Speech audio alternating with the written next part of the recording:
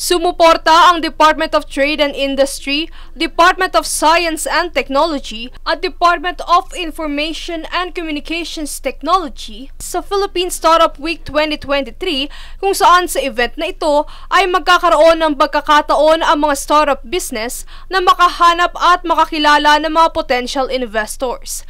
Ang Startup Week ngayong taon ay may temang Investing in Filipino Homegrown Heroes as Global Game Changers kung saan layon nitong tulungan at hikayatin ang mga Pilipino na buksan ang sarili sa mga posibilidad gaya ng pag-uumpisa ng startup business. Kaugnay nito ay binanggit din sa conference na malaki ang potensyal ng Maynila na manguna sa startup innovation sa Asia Pacific kung saan ito ay makakapaghatid ng maraming oportunidad sa pag-unlad ng bansa. Ito ay sa pamamagitan ng paglikha ng mga trabaho para sa mga tao. Samantala, ayon sa datos, ilan sa mga digital wallets sa Pilipinas ang malakas makahikayat ng mga international investors sa bansa.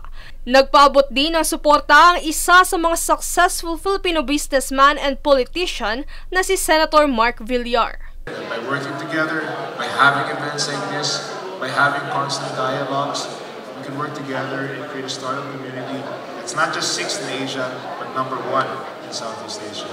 Kabilang sa mga napasama sa top 100 startup business sa bansa ay ang CEO at founders ng DHusk na si Nadine Lustre, katuwang ang partner nitong si Christophe Baru na nagpahatid ng mensahe sa mga nagnanais na magsimula ng kanilang negosyo. It's just understanding your core values and your purpose. And I would guess, my guess would be like focus on a very local issue that can be solved nationwide maybe, but there's so much thing to do in the Philippines.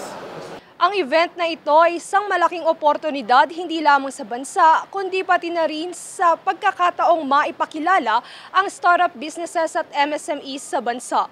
Mula rito sa Taguig, Princess Castro, nag-uulat para sa One Media Network.